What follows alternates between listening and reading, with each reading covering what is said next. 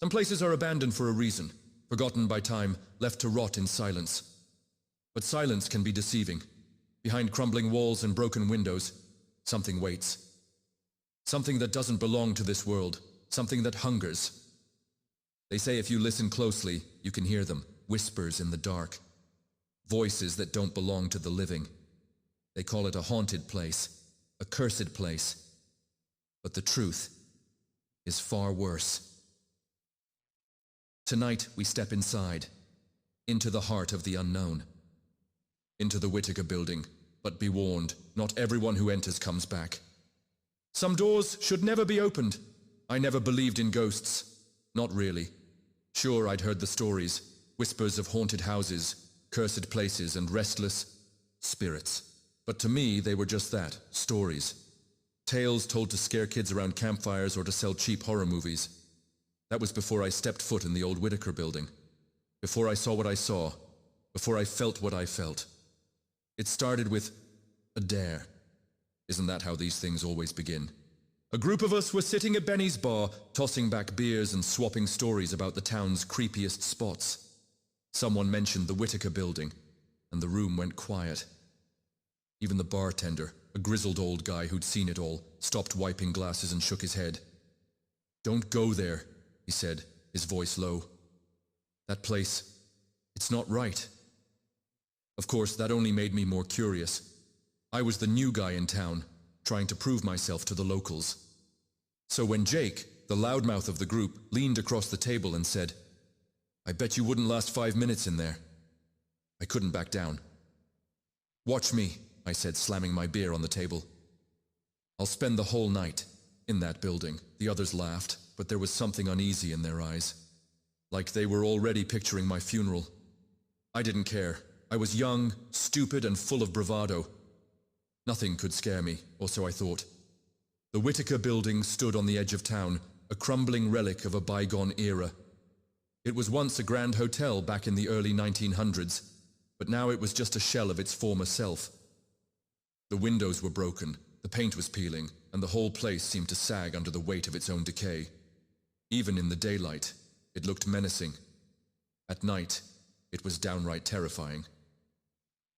I parked my car at the edge of the property and grabbed my backpack, which held a flashlight, a bottle of water, and a camera.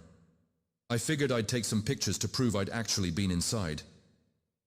The moon was full, casting an eerie glow over the building. The air was thick with the smell of damp earth and rotting wood. I took a deep breath and started walking. The front door was boarded up, but one of the planks was loose. I pried it off and slipped inside. The air was colder in there, like stepping into a freezer. My flashlight flickered as I swept it across the room. The lobby was a mess of broken furniture, shattered glass, and graffiti. The walls were covered in strange symbols, circles, crosses, and words I couldn't understand. It looked like someone had been trying to summon something, or keep something out. I shook off the thought and kept moving. The floor creaked under my feet, and every sound echoed through the empty halls. I could feel my heart pounding in my chest, but I told myself it was just the adrenaline. Nothing to be afraid of. I found the staircase and started climbing. The higher I went, the worse the feeling got. It was like the building was alive, watching me, waiting for me to make a mistake. I tried to ignore it, but the hairs on the back of my neck were standing on end. On the 3rd floor, I found a room that looked different from the others. The door was closed, and the handle was cold to the touch. I turned it slowly, and the door creaked open. Inside, the room was surprisingly intact. There was a bed, a dresser, and a mirror on the wall. The air smelled like old perfume, and the floor was covered in a thick layer of dust. I stepped inside, and that's when I heard it. A whisper. It was so faint I almost missed it, but it was there. A voice, soft and low, coming from somewhere in the room. I froze, my flashlight trembling in my hand. The whisper grew louder, more urgent. I couldn't make out the words, but it sounded like someone was pleading, begging for something. I turned to leave, but the door slammed shut behind me. I spun around, my heart racing, and saw something in the mirror, a figure standing behind me. I whipped around, but there was no one there. When I looked back at the mirror, the figure was gone. I didn't wait to see what would happen next. I bolted for the door, yanking it open and running down the hall. The whispers followed me, growing louder and more frantic. I could feel something chasing me, something I couldn't see. I didn't stop until I was outside, gasping for air in the cool night air. I thought that would be the end of it. I thought I'd escaped. But I was wrong. The next few days were a blur. I couldn't sleep, couldn't eat. Every time I closed my eyes, I saw that room, that mirror, that figure. The whispers followed me everywhere, always just out of reach. I tried to tell myself it was all in my head, but deep down, I knew better. Then the dreams started. In the dreams, I was back in the Whitaker Building, but it was different. The walls were clean, the furniture was new, and the air was warm. I could hear laughter and music, like the hotel was full of guests. But there was something wrong. The people I saw, they weren't right. Their faces were twisted, their eyes empty. They moved like puppets, jerky and unnatural. And then there was the woman. She was always there, standing in the corner of the room, watching me. She was beautiful, with long dark hair and a flowing white dress. But her eyes were black, like two bottomless pits. She never spoke, but I could feel her voice in my head, calling to me, pulling me closer. I woke up screaming every night, drenched in sweat. I tried to stay awake, but the dreams always found me, and each time they got worse. I knew I had to go back. I didn't want to, but I had no choice. Whatever was in that building, it had a hold on me. I had to face it. I returned to the Whitaker Building on a cold, moonless night. The air was heavy with the promise of rain, and the wind howled through the trees.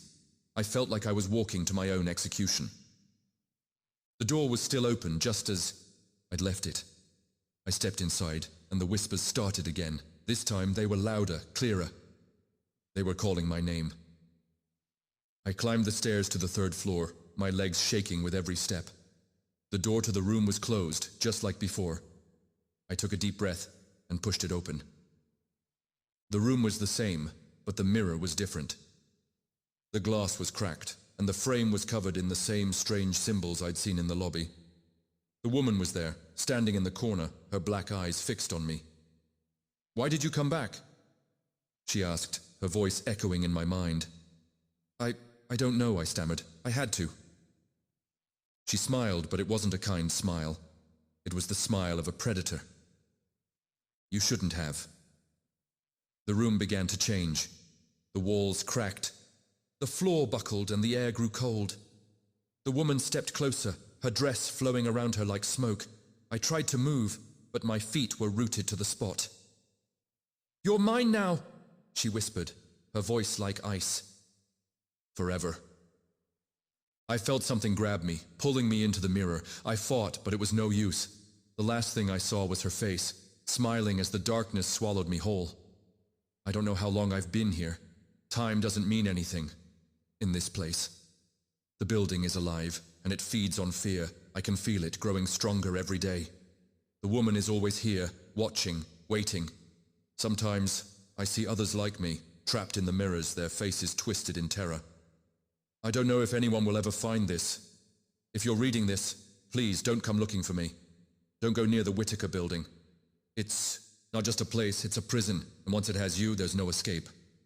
I can hear her calling me again. I have to go, but remember my warning. Stay away, stay far away, or you'll end up like me.